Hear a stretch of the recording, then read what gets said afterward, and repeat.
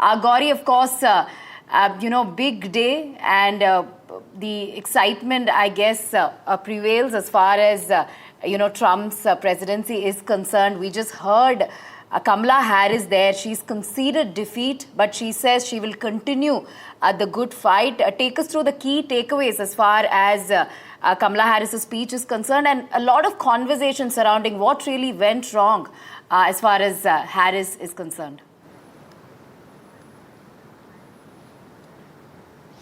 Indeed, this was a speech that her supporters had actually expected yesterday to take place, as in yesterday Eastern time, when the results had started coming in. There were a sea of her supporters at the Howard University yesterday, and they were hoping that given the fact that they all put in their heart and soul in a 100-day campaign, their leader would come out and say what they wanted to hear, that is words of encouragement. But nevertheless, those happened today, and Kamala Harris made a couple of very important observations and very important specific points that she made in her speech. One, of course, is that she's going to keep up the good fight. In fact, I said this earlier also, that she's young as far as politics goes. It's just her first serious stint at the highest office, and there's no reason to believe that she may not like to continue harboring these ambitions and working towards them going forward as well. Remember, America in the last 20 years has, there's been a major demographic change that has taken place. Around Ronald Reagan's time, 88% of America was white, and now that figure is about 67%. Who knows 10 years from now what that figure will be and what will be Kamala Harris's position there. At least that's what she would like to work towards. So that is a very clear indication she gave. The second very important fact that she said was that, you know what, I win or lose, I accept the election outcome. Something that was a clear dig at President-elect, which is Donald Trump, saying that he did not accept the results last time around, and even when the counting had just begun, even at that time he had raised a major concern, saying that some sort of voter fraud is taking place. So that was a clear dig at President-elect Donald Trump.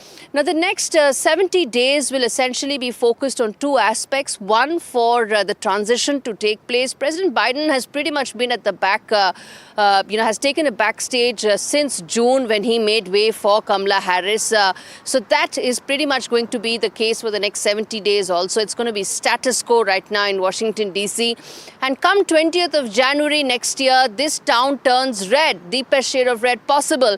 And that is when Donald Trump will come with his team of advisors. I'm told about 5,000 people have to come in the new administration. 1,100 have been vetted and are ready.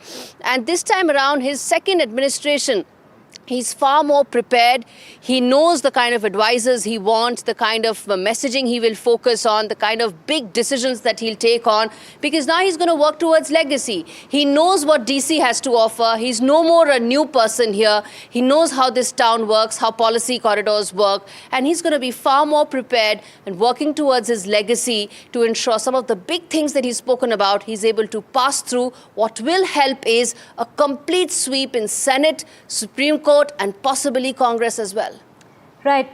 And Gaurie, like you mentioned, he's all hands at it. Of course, his first term when he spoke about building that wall between the border of the United States and Mexico. And again, here now his priority is to seal the border. He's spoken about closing that very porous southern border. Indeed, the border is a very major priority for him. He's going to get back to building that. Illegal immigration is at the heart of Donald Trump's campaign. He said that in the last 4 years, 1 million immigrants have entered United States illegally. That is 250,000 annually. That's a huge number. And now deporting some of them. In fact, total illegal immigrants in the U.S. stands at 16 million. I beg your pardon, 10 million came to America in the last 4 years. The total number stands at 16 million. Deporting all of them is a very tough uphill task, because how do you go about doing that? cost of doing that is about $88 to $90 billion in total. How much of the American taxpayer willing to pay that price is a billion-dollar question in itself.